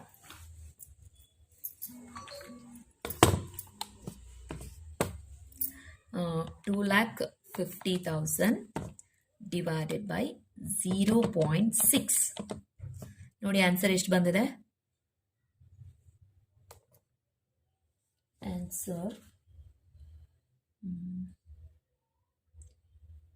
4,16,666.66 ಇದೆ. ನಾವು ಲಾಸ್ಟ್ ಡಿಜಿಟ್ನ 7 ಮಾಡ್ಕೊಂಡು ಬರೋಣ. Okay, so total asset 4,16,667. ಇಲ್ಲಿ 6.66 ಇದೆ. ನಾನು ಈ ಲಾಸ್ಟ್ ಡಿಜಿಟ್ನ 7 ಮಾಡ್ಕೊಂಡ್ಬಿಡ್ತೀನಿ. ಓಕೆನಾ? ಟೋಟಲ್ ಅಸೆಟ್ಸ್ ಸಿಕ್ಕಿದೆ ನಮಗೆ. ಟೋಟಲ್ ಅಸೆಟ್ ಸಿಕ್ಕಿದೆ ಮತ್ತೆ ಕರೆಂಟ್ ಅಸೆಟ್ಸು ಸಿಕ್ಕಿದೆ. ನಮ್ಗೆ ಇದೆರಡನ್ನ ನೋಡಿದ್ರೆ ಏನು ಅನ್ನಿಸ್ತಾ ಇಲ್ವಾ? ನೋಡಿ, ಟೋಟಲ್ ಅಸೆಟ್, ಕರೆಂಟ್ ಅಸೆಟ್ಸ್, ಇನ್ಯಾವುದೋ ಒಂದು ಅಸೆಟ್ ಇದ್ರೆ ಕಂಪ್ಲೀಟ್ ಆಗ್ಬಿಡುತ್ತೆ ಅಸೆಟ್ ಸೈಡ್. ಯಾವುದದು? ಯಾವಾಗಲೂ ಅಷ್ಟೇ, total asset it is a combination of fixed assets plus current assets. Total asset ಎಷ್ಟಿದೆ? 4,16,667. ಫಿಕ್ಸ್ಡ್ ಅಸೆಟ್ಸು ನಮಗೆ ಗೊತ್ತಿಲ್ಲ. ಪ್ಲಸ್ ಕರೆಂಟ್ ಅಸೆಟ್ಸ್ ಎಷ್ಟಿದೆ ಇಲ್ಲಿ? ಕರೆಂಟ್ ಅಸೆಟ್ಸು 2 lakhs ಇದೆ. ಹಾಗಾದ್ರೆ ಫಿಕ್ಸ್ಡ್ ಅಸೆಟ್ಸ್ ಎಷ್ಟು? ಈಗ ಏನು ಮಾಡಬೇಕು? ಫಿಕ್ಸ್ಡ್ ಅಸೆಟ್ಸ್ನ ಇಲ್ಲಿ ತಗೊಂಡೆ. ಸೊ 4,16,667 ಅಲ್ಲಿ ಮೈನಸ್ 2,000 ಹೋದ್ರೆ ಉಳಿಯೋದೆಷ್ಟು? 2,16,667. ಸಿಂಪಲ್ ಅಪ್ಪ. Total asset it is a combination of fixed assets plus current assets. Total assets ನಮಗೆ ಸಿಕ್ಕಿದೆ 4,16,667 is equal to fixed assets ಗೊತ್ತಿಲ್ಲ ಪ್ಲಸ್ ಕರೆಂಟ್ ಅಸೆಟ್ 2 lakhs. ಈಗ ಫಿಕ್ಸ್ಡ್ ಅಸೆಟ್ಸ್ ಬೇಕು ಅಂದ್ರೆ ಟೋಟಲ್ ಅಸೆಟ್ಸ್ ಅಲ್ಲಿ ಕರೆಂಟ್ ಅಸೆಟ್ಸ್ ಹೋದ್ರೆ ಫಿಕ್ಸ್ಡ್ ಅಸೆಟ್ ಸಿಗುತ್ತೆ 2,16,667. Clear? So next ಈಗ ನೋಡ್ಕೊಳ್ಳೋಣ. ನೆಟ್ವರ್ತ್ ರೇಷಿಯೋ ಆಯಿತು, GPR ಆಯಿತು, debtors velocity, average collection period, ACP ಮಾಡ್ಕೊಳ್ಳೋಣ. Average collection period formula ACP ಎಷ್ಟು ದಿನ ಕೊಟ್ಟಿದ್ದಾರೆ? 40 days ಕೊಟ್ಟಿದ್ದಾರೆ. ಸೊ ಫಾರ್ಮುಲಾದಲ್ಲಿ ನಾವು ಮಂತ್ಸ್ ತಗೊಳ್ಳೋ ಹಾಗಿಲ್ಲ, ಡೇಸ್ನೇ ತಗೋಬೇಕು. Okay, debtors divided by credit sales into 365. So ACP ಎಷ್ಟಿದೆ ನೋಡಿ? ACP ಎಷ್ಟು ಕೊಟ್ಟಿದ್ದಾರೆ? Debtors velocity it is nothing but ACP 40 days ಇದೆ. ಸೊ ನಾನಿಲ್ಲಿ 40 days ತಗೊಳ್ತೀನಿ. ಡೆಟಾಸ್ ನನಗೆ ಗೊತ್ತಿಲ್ಲ, ಡಿವೈಡೆಡ್ ಬೈ ಸೇಲ್ಸ್ ಗೊತ್ತಿದೆ ಅಲ್ವಾ ನಮಗೆ? ನೋಡ್ಕೊಳ್ಳಿ, ಸೇಲ್ಸ್ ಆ್ಯಕ್ಚುಲಿ ಕ್ವೆಶನಲ್ಲೇ ಕೊಟ್ಟಿದ್ದಾರೆ 7,30,000. 7,30,000 ಆ ಸೇಲ್ಸ್ ನಾನೇ ತಗೊಳ್ಳೋಣ ನಾವು. 7,30,000 ಇಂಟು 365 days. ಈಗ ಇದೆರಡರನ್ನು ಮಲ್ಟಿಪ್ಲಿಕೇಶನ್ ಮಾಡಬೇಕು. ನೋಡಿ ಎಷ್ಟು ಬರುತ್ತೆ ಅಂತ. ಸೊ 40 days ಇಂಟು 7,30,000 ಎಷ್ಟು ಬಂತು? 29 lakhs.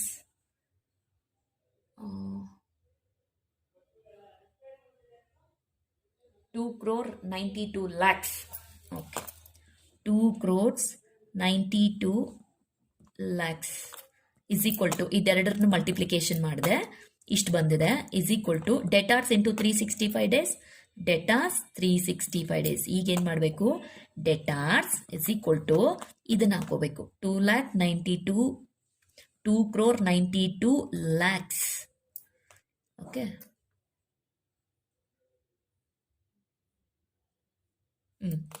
divided by 365 days.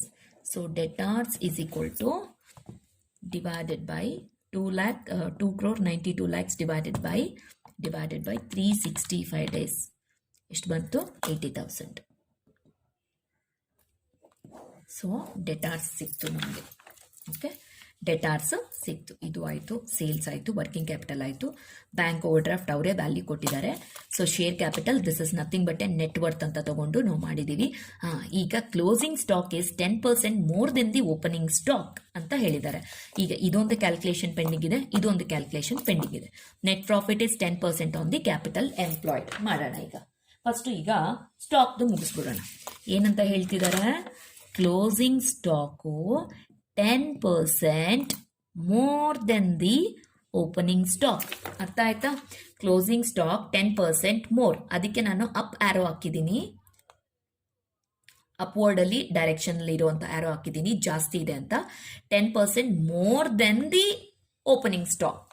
So ಹಾಗಾದ್ರೆ ಈಗ ನಾವೇನ್ ಮಾಡೋಣ? ಅಸಂಪ್ಷನ್ನು ಓಪನಿಂಗ್ ಸ್ಟಾಕ್ನ 100% ಅಂತ ಅನ್ಕೊಳ್ಳೋಣ. Opening stock is 100%. ಹಾಗಾದ್ರೆ ಕ್ಲೋಸಿಂಗ್ ಸ್ಟಾಕ್ ಎಷ್ಟು? 10%. ಇದಕ್ಕಿಂತ ಜಾಸ್ತಿ ಇದೆಯಂತೆ, ಹಾಗಾದ್ರೆ 110%. ಅರ್ಥ ಆಗ್ತಿದೆ ಅಲ್ವಾ? ಸೊ ಹಾಗಾದ್ರೆ ಇಲ್ಲಿ ನೋಡ್ಕೊಳ್ಳಿ, ನಾವಿಲ್ಲಿ ಒಂದು ಸ್ಟಾಕ್ ಫೈಂಡ್ ಮಾಡಿದ್ದೀವಿ, ನೆನಪಿದೆಯಾ? ಸ್ಟಾಕ್ ಇಲ್ಲಿ ಫೈಂಡ್ ಮಾಡಿದ್ದೀವಿ.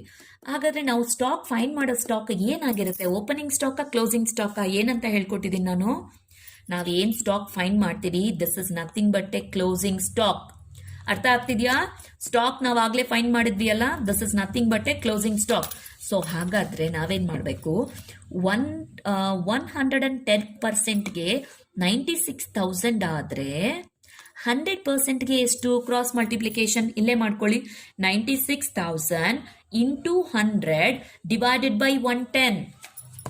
ನೋಡಿ 96,000 ಇಲ್ಲಿ ನೋಡ್ಕೊಳ್ಳಿ. ಓಪನಿಂಗ್ ಸ್ಟಾಕ್ 100% ಆದರೆ ಕ್ಲೋಸಿಂಗ್ ಸ್ಟಾಕ್ ಎಷ್ಟಿರುತ್ತೆ, 110%. ಓಕೆ, ಯಾಕಂದರೆ 10% ಗ್ರೇಟರ್ ಅಂತ ಹೇಳಿದ್ದಾರೆ.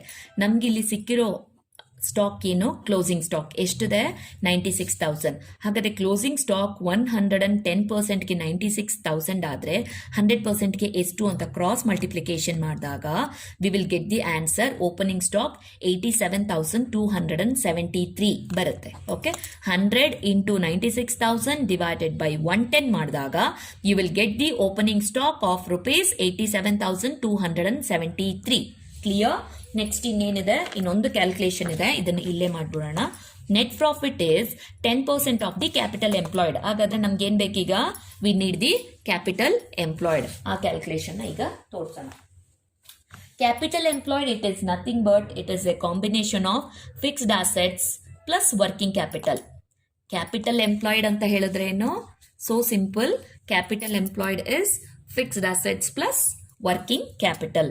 ಫಿಕ್ಸ್ಡ್ ಅಸೆಟ್ಸ್ ಇದೆಯಾ ನಮ್ಮ ಹತ್ರ? ನೋಡಿ, ಫಿಕ್ಸ್ಡ್ ಅಸೆಟ್ಸ್ ಇದೆಯಾ? ಎಸ್. ಎಷ್ಟಿದೆ ಫಿಕ್ಸ್ಡ್ ಅಸೆಟ್ಸ್? 2,16,667. ಬರ್ಕೊಳ್ಳಿ ಅದನ್ನು. 2,16,667 ಪ್ಲಸ್ ವರ್ಕಿಂಗ್ ಕ್ಯಾಪಿಟಲ್ ಎಷ್ಟಿದೆ? ವರ್ಕಿಂಗ್ ಕ್ಯಾಪಿಟಲ್ ಕ್ವೆಶನ್ ಅಲ್ಲೇ ಕೊಟ್ಟಿದ್ದಾರೆ, 1,20,000. ತಗೊಳ್ಳಿ ಅದನ್ನು, 1,20,000. ಸೊ ಹಾಗಾದ್ರೆ ಕ್ಯಾಪಿಟಲ್ ಎಂಪ್ಲಾಯ್ಡ್ ಎಷ್ಟಾಯ್ತು? 2,16,667 plus 1,20,000. So 3,36,667. 3,36,667. So capital employed is 3,36,667. ಹಾಗಾದ್ರೆ ನೆಟ್ ಪ್ರಾಫಿಟ್ ಎಷ್ಟು ಕ್ಯಾಲ್ಕುಲೇಟ್ ಮಾಡಬೇಕು? Net profit is 10% on the capital employed. So ಹಾಗಾದ್ರೆ net profit 10% on capital employed. Okay, so ಹಾಗಾದ್ರೆ ಏನ್ ಮಾಡಬೇಕು, 3,36,667 ಇಂಟು 10% ಮಾಡಿ. ಸೊ ಹಾಗಾದ್ರೆ ನಿಮಗೆ ನೆಟ್ ಪ್ರಾಫಿಟ್ ಸಿಗುತ್ತೆ. ಎಷ್ಟು ಬರುತ್ತೆ ಅವಾಗ? 3,36,667 ಇಂಟು 10%, 33,666.7. ಸೊ 33,667 ರೌಂಡ್ ಆಫ್ ಮಾಡ್ಬಿಡೋಣ ನಾವು. ಕ್ಲಿಯರ್? ಸೊ ನೆಟ್ ಪ್ರಾಫಿಟ್ ಎಷ್ಟು ಸಿಕ್ತು? 33,667. ಕ್ಲಿಯರ್? ಸೊ ಹಾಗಾದ್ರೆ ಎಲ್ಲ ಕ್ಯಾಲ್ಕುಲೇಷನ್ ತೋರಿಸ್ತಿದ್ದೀವಿ. ಈ ಪ್ರಾಬ್ಲಮ್ ಸ್ವಲ್ಪ ಡಿಫ್ರೆಂಟು. ಯಾಕೆ ಡಿಫ್ರೆಂಟ್ ಅಂತ ಹೇಳಿದ್ರೆ, ಇದರಲ್ಲಿ ನಾವು 2 ಸ್ಟೇಟ್ಮೆಂಟ್ನ ಮಾಡಬೇಕಾಗತ್ತೆ. ಒಂದು trading and profit and loss account, ಇನ್ನೊಂದು balance sheet. Okay,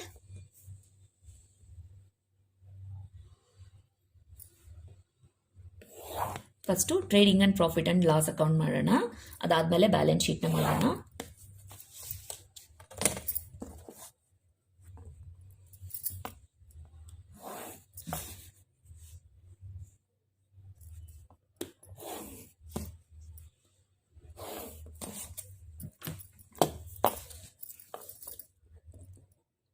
Trading and profit and loss account.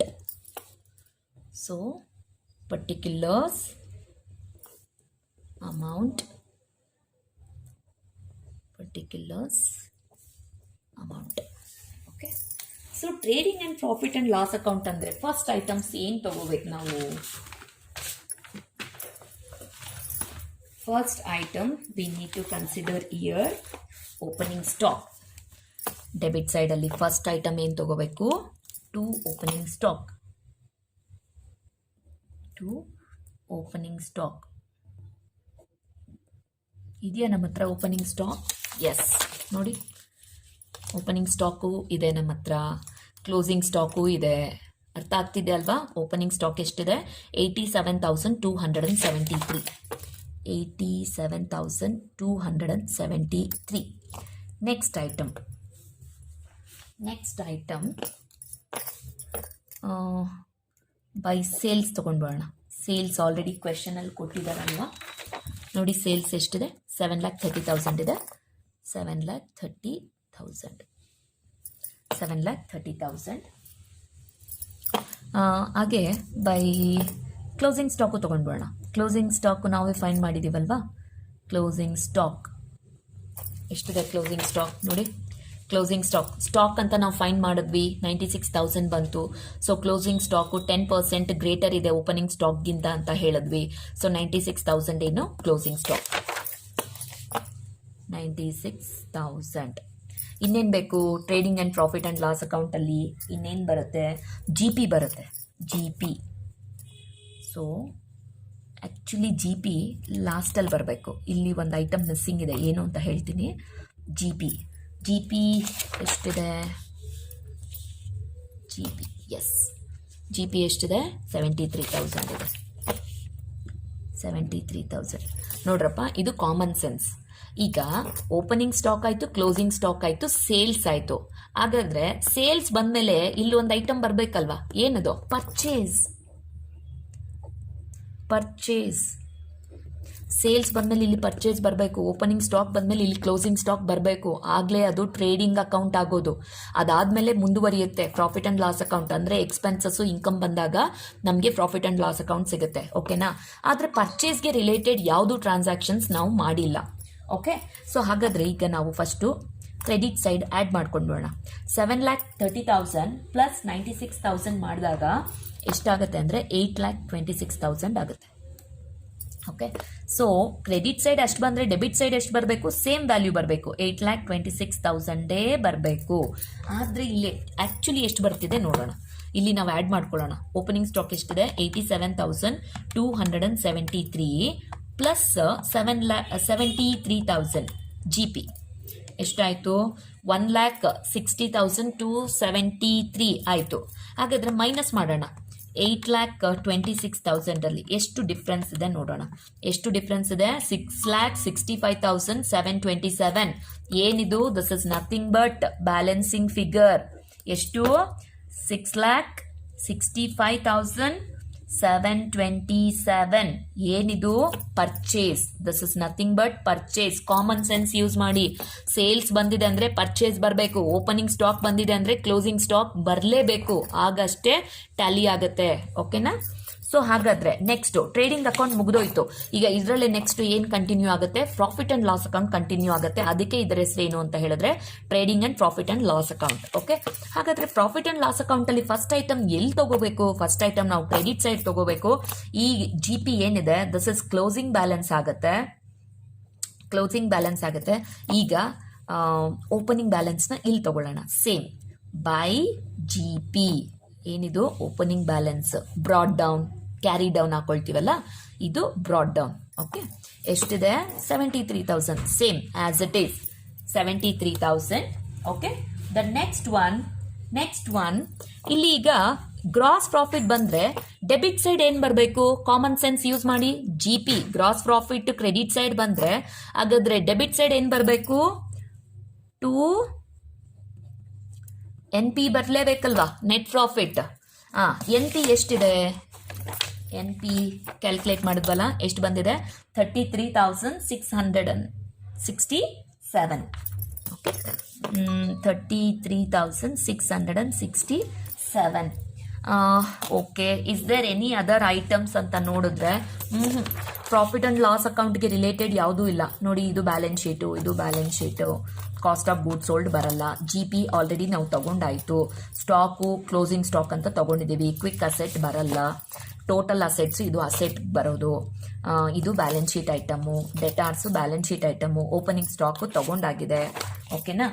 ಅದಾದಮೇಲೆ ನೆಕ್ಸ್ಟ್ ಇಲ್ಲಿ ಎನ್ ಪಿ ತಗೊಂಡಾಗಿದೆ. ಸೊ ಹಾಗಾದರೆ ಇಷ್ಟೇ item trading and profit and loss ಅಕೌಂಟ್ಗೆ ಇಷ್ಟೇ ಐಟಮು. ಸೊ ಹಾಗಾದರೆ ಇದು 73,000 ಬಂದರೆ ಇಲ್ಲೂ ಎಷ್ಟು ಬರಬೇಕು?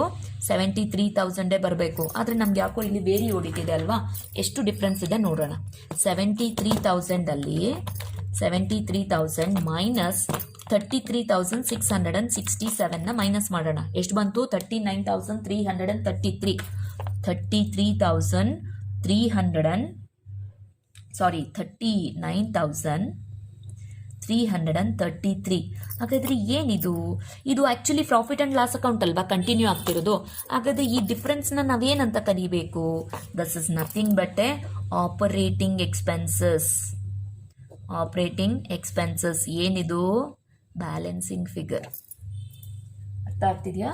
Operating expenses. ಈಗ ಪ್ರಾಫಿಟ್ ಅಂಡ್ ಲಾಸ್ ಅಕೌಂಟ್ ಅಂತ ಹೇಳಿದ್ಮೇಲೆ ಒಂದ್ ಸೈಡ್ ಇನ್ಕಮ್ ಬರುತ್ತೆ, ಮತ್ತೊಂದ್ ಸೈಡ್ ಏನ್ ಬರಬೇಕು? ಎಕ್ಸ್ಪೆನ್ಸಸ್ ಬರಬೇಕು. ಏನ್ ಎಕ್ಸ್ಪೆನ್ಸಸ್? Operating expenses. ಸೊ ಇಲ್ಲಿಗೆ ನಮ್ಮ trading and profit and loss account ಮುಗಿದೋಯ್ತು. ನಾವೇನ್ ಮಾಡೋಣ ಈಗ? ಇಲ್ಲಿಂದಾನೆ ಬ್ಯಾಲೆನ್ಸ್ ಶೀಟ್ ಮಾಡೋಣ. ಓಕೆ, ಬ್ಯಾಲೆನ್ಸ್ ಶೀಟ್ ಮಾಡೋಣ.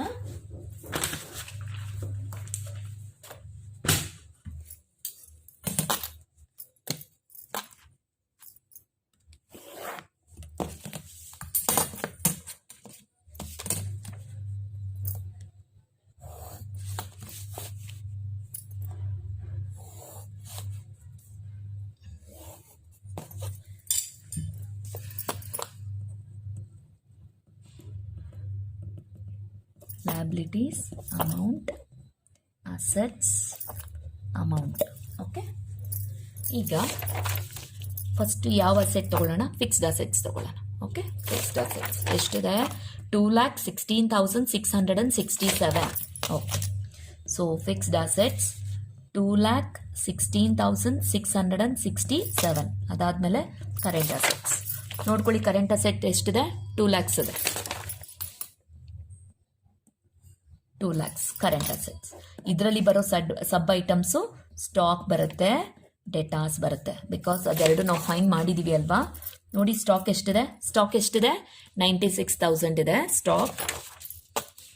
ಇನ್ನರ್ ಕಾಲಮ್ ಅಲ್ಲಿ ತೋರಿಸ್ತೀವಿ 96,000.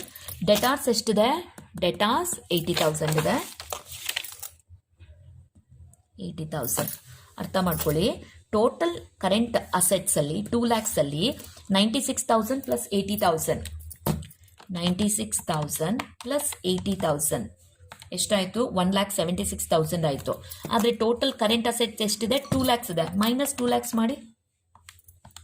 ಸೊ 24,000 ಏನಿದು? 24,000 ಏನಂತ ಕನ್ಸಿಡರ್ ಮಾಡಬೇಕು? Cash in hand. Okay, cash in hand. Clear? ಏನಿದು? Balancing figure. ಸೊ ಟ್ಯಾಲಿ ಆಯ್ತಾ? ಔಟರ್ ಕಾಲಮಲ್ಲಿರೋ 2 lakhs ಇನ್ನರ್ ಕಾಲಮಲ್ಲಿರೋ ವ್ಯಾಲ್ಯೂಸ್ಗೆ ಟ್ಯಾಲಿಡ್. ಈಗ ಅಸೆಟ್ ಸೈಡಿಗೆ ಬರೋಣ, ಸಾರಿ ಲಯಬಿಲಿಟಿ ಸೈಡಿಗೆ ಬರೋಣ. ಮೊದಲನೇದು ಶೇರ್ ಕ್ಯಾಪಿಟಲ್ನ ತಗೊಳ್ಳೋಣ. ಶೇರ್ ಕ್ಯಾಪಿಟಲ್ಲು ಈ ಪ್ರಾಬ್ಲಮಲ್ಲಿ ಕ್ವೆಶನಲ್ಲೇ ಕೊಟ್ಟಿದ್ದಾರೆ. ಎಷ್ಟಿದೆ ಶೇರ್ ಕ್ಯಾಪಿಟಲ್ ನೋಡ್ಕೊಳ್ಳಿ. ಶೇರ್ ಕ್ಯಾಪಿಟಲ್ 2,50,000 ಇದೆ. 2,50,000. ಓಕೆ,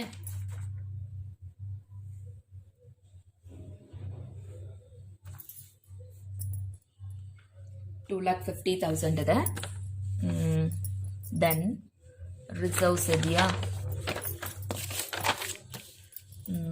ಕರೆಂಟ್ ಅಸೆಟ್ಸ್ ಆಯಿತು, ಕರೆಂಟ್ ಲಯಬಿಲಿಟಿ ಆಯಿತು, GP ತೊಗೊಂಡಿದ್ದೀವಿ, ಸ್ಟಾಕ್ ತೊಗೊಂಡ್ವಿ.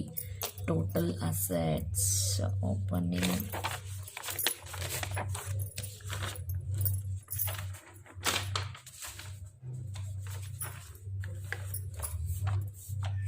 ಕರೆಂಟ್ ಲಯಬಿಲಿಟಿನ ತಗೊಂಡಿಲ್ಲ ಅಲ್ವಾ? ಕರೆಂಟ್ ಲಯಬಿಲಿಟಿ ತಗೊಳ್ಳೋಣ. ಕರೆಂಟ್ ಲಯಬಿಲಿಟಿ ಎಷ್ಟಿದೆ? 80,000 ಕರೆಂಟ್ ಲಯಬಿಲಿಟಿ. ಓಕೆ, ಸೊ ಇದರಲ್ಲಿ ಸಬ್ ಐಟಮ್ಸ್ ಅಂತ ನೋಡೋದಾದರೆ ಕ್ವೆಶನಲ್ಲಿ ಬ್ಯಾಂಕ್ ಓವರ್ ಡ್ರಾಫ್ಟ್ ಇದೆ 15,000. BOD ಎಷ್ಟಿದೆ? 15,000 ಇದೆ. ಓಕೆ, ರಿಮೈನಿಂಗ್ ಏನಿರುತ್ತೆ? ಅದರ್ ಕರೆಂಟ್ ಲಯಬಿಲಿಟಿ 80,000 ಅಲ್ಲಿ 15,000 ಆದರೆ ಉಳಿಯೋದೆಷ್ಟು? 65,000 ಅದರ್ ಕರೆಂಟ್ ಲಯಬಿಲಿಟೀಸ್ ಇರುತ್ತೆ. ಸೊ ಟ್ಯಾಲಿಡ್ ಅಲ್ವಾ? ಇದು ಬ್ಯಾಲೆನ್ಸಿಂಗ್ ಫಿಗರ್ ಆಗಿರುತ್ತೆ. ಸೊ ಔಟರ್ ಕಾಲಮಲ್ಲಿರೋ ಕರೆಂಟ್ ಲಯಬಿಲಿಟಿ ಇನ್ನರ್ ಕಾಲಮಲ್ಲಿರೋ ಐಟಮ್ಸ್ಗೆ ಟ್ಯಾಲಿ ಆಯಿತು. ನೆಕ್ಸ್ಟು ಹಾಗಾದರೆ ಇನ್ನೇನು ಐಟಮ್ಸ್ ಇದೆ ನೋಡೋಣ. ಇನ್ನಷ್ಟೇನು ಐಟಮ್ಸು? ಟೋಟಲ್ ಅಸೆಟ್ಸೇ ನಮಗೆ ಎಷ್ಟು ಬರ್ತಿದೆ ನೋಡಿ. ಟೋಟಲ್ ಅಸೆಟ್ಸೇ 4,16,667. ಹೌದಾ? 2,16,667 ಪ್ಲಸ್ 2 lakhs ಅಂತ ಹೇಳಿದ್ರೆ 4,16,667 ಕರೆಕ್ಟು.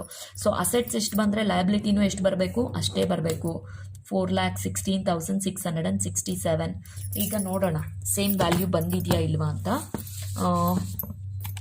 2,50,000 ಶೇರ್ ಕ್ಯಾಪಿಟಲ್ ಇದೆ, ಪ್ಲಸ್ 80,000 ಕರೆಂಟ್ ಲಯಬಿಲಿಟಿ ಇದೆ. 3,30,000 ಅಷ್ಟೇ ಬರ್ತಿದೆ, 3,30,000. ಹಾಗಾದರೆ ವೇರಿಯೇಷನ್ ಎಷ್ಟಿದೆ? -4,16,667 ಎಷ್ಟಿದೆ? 86,667. ಓಕೆ, 86,667. ಹಾಗಾದರೆ ಇದನ್ನು ಏನಂತ ಕನ್ಸಿಡರ್ ಮಾಡಬೇಕು? ಅರ್ಥ ಮಾಡ್ಕೊಳ್ಳಿ. ಇಲ್ಲಿ ಕರೆಂಟ್ ಲಯಬಿಲಿಟಿನ ಕೊಟ್ಬಿಟ್ಟಿದ್ದೀವಿ. ಈಗ ಕರೆಂಟ್ ಲಯಬಿಲಿಟಿಯಲ್ಲಿ ಯಾವುದೋ ಒಂದು ಲಯಬಿಲಿಟಿ ಅಂತ ಕೊಡೋಣ ಅಂತ ಹೇಳಿದ್ರೆ, ಕರೆಂಟ್ ಲಯಬಿಲಿಟಿಯಲ್ಲಿ ಅದರ್ ಕರೆಂಟ್ ಲಯಬಿಲಿಟಿ ಅಂತಲೂ ಐಟಮ್ ಕೊಟ್ಟಾಗಿದೆ ನಾವು. ಸೊ ಈಗ ಮತ್ತೆ ಅದರ್ ಕರೆಂಟ್ ಲಯಬಿಲಿಟಿ ಅಂತ ಕೊಡೋದಕ್ಕೆ ಬರಲ್ಲ. ಸೊ ಹಾಗಾದರೆ ಇದನ್ನ ಏನಂತ ಕನ್ಸಿಡರ್ ಮಾಡ್ಬೋದು ಅಂತ ಹೇಳಿದ್ರೆ, ಶೇರ್ ಕ್ಯಾಪಿಟಲ್ ಇದೆ ಅಲ್ವಾ, ಶೇರ್ ಕ್ಯಾಪಿಟಲ್ ಒಂದೇ ಒಂದು ಐಟಮ್ ಇದೆ, ಅದ್ರ ಜೊತೆ ರಿಸರ್ವ್ಸ್ ಇಲ್ಲ, ಅಂದರೆ ಕ್ವೆಶನಲ್ಲಿ ಇರಲಿಲ್ಲ. ಸೊ ಹಾಗಾದರೆ ಇಲ್ಲಿ ಬಂದಿರೋ ಬ್ಯಾಲೆನ್ಸ್ನ ಯಾವಾಗ ಕರೆಂಟ್ ಲಯಬಿಲಿಟಿ ನಮಗೆ ಪೂರ್ತಿ ಸಿಕ್ಬಿಟ್ಟಿದೆ, ಅದರ್ ಕರೆಂಟ್ ಲಯಬಿಲಿಟಿ ಅಂತಲೂ ನಾವು ಐಟಮ್ನ ಹಾಕೊಂಡ್ಬಿಟ್ಟಿದ್ದೀವಿ. ಈಗ ನಾವು ಇದನ್ನು ಏನಂತ ಕನ್ಸಿಡರ್ ಮಾಡ್ಬೋದು ಅಂತ ಹೇಳಿದ್ರೆ, reserves and surplus, reserves and surplus ಅಂತ ಕನ್ಸಿಡರ್ ಮಾಡ್ಬೋದು. This is what here balancing figure tallied. ಹಾಗಾದರೆ ನಮ್ಮ ಬ್ಯಾಲೆನ್ಸ್ ಶೀಟ್ ಏನಾಯ್ತು ಈಗ? ಟ್ಯಾಲಿಡ್. 4,16,667, 4,16,667. ಓಕೆ, ಈಗ ನೆಕ್ಸ್ಟ್ ನೀವೇನು ಮಾಡಬೇಕು ಅಂತ ಹೇಳಿದ್ರೆ, 29th ಪ್ರಾಬ್ಲಮ್ನ ದಯವಿಟ್ಟು ಪ್ರಾಬ್ಲಮ್ ಮಾಡೋದಕ್ಕೆ ಟ್ರೈ ಮಾಡಿ. ಇನ್ನು ಉಳಿದಿರೋ ಪ್ರಾಬ್ಲಮ್ಸ್ನ ನಿಮ್ಗೆ ಯಾವುದು ಗೊತ್ತಾಗಲ್ಲ, ಪ್ರಾಬ್ಲಮ್ ಯಾವುದು ಡಿಫಿಕಲ್ಟ್ ಇದೆ ಅದನ್ನು ನನಗೆ ಈ ವಿಡಿಯೋನ ನಾನು ಅಪ್ಲೋಡ್ ಮಾಡಿರ್ತೀನಿ ಯೂಟ್ಯೂಬಲ್ಲಿ. ಸೊ ಅಲ್ಲಿ ನೀವು ಕಮೆಂಟ್ ಬಾಕ್ಸಲ್ಲಿ ನೀವು ಎಷ್ಟು ಪ್ರಾಬ್ಲಮ್ಸ್ ಮಾಡ್ತಿದ್ದೀರಾ, ಯಾವ್ದು ನಿಮಗೆ ಡಿಫಿಕಲ್ಟ್ ಇದೆ ಅನ್ನೋದನ್ನು ನನಗೆ ಚಾಟ್ ಬಾಕ್ಸ್ಗೆ ಹಾಕಿ ನಾನು ಅಲ್ಲಿ ನೋಡಿ ಅದನ್ನು. ಸೊ ನೆಕ್ಸ್ಟ್ ವಿಡಿಯೋದಲ್ಲಿ ನಾನು ಯಾವ ಪ್ರಾಬ್ಲಮ್ನ ನಿಮಗೆ ಯೂಟ್ಯೂಬಲ್ಲಿ ಬಿಡಬೇಕಾಗತ್ತೆ ಅಂತ ನನಗೆ ಪ್ರಾಬ್ಲಮ್ ಮಾಡೋದಕ್ಕೆ ಈಸಿ ಆಗುತ್ತೆ. ಓಕೆ, ಇನ್ನು ಉಳಿದಿರೋ ಪ್ರಾಬ್ಲಮ್ಸು 29, 30, 31, 32, 33, 34 ಆಲ್ಮೋಸ್ಟ್ 6 ಪ್ರಾಬ್ಲಮ್ಸ್ ಇದೆ. ದಯವಿಟ್ಟು ಅದನ್ನು ನೀವು ಇಂಡಿವಿಜುವಲ್ ಆಗಿ ಮಾಡೋದಕ್ಕೆ ಟ್ರೈ ಮಾಡಿ. ಯಾವ ಪ್ರಾಬ್ಲಮ್ ಅರ್ಥ ಆಗ್ತಿಲ್ಲ ಅಂತ ನೀವು ಕಮೆಂಟ್ ಬಾಕ್ಸಲ್ಲಿ ಹಾಕಿದ್ರೆ ನಾನು ಆ ಪ್ರಾಬ್ಲಮ್ನ ವಿಡಿಯೋ ಮಾಡಿ ಮತ್ತೆ ನಾನು ಯೂಟ್ಯೂಬಲ್ಲಿ ಅಪ್ಲೋಡ್ ಮಾಡ್ತೀನಿ. ಅರ್ಥ ಆಗ್ತಿದೆಯಾ? ಓಕೆ, ದಯವಿಟ್ಟು ಟೈಮ್ ವೇಸ್ಟ್ ಮಾಡಬೇಡಿ, ಪ್ರಾಬ್ಲಮ್ಸ್ನ ಮಾಡಿ. ಕ್ಲಿಯರ್? Okay, thank you.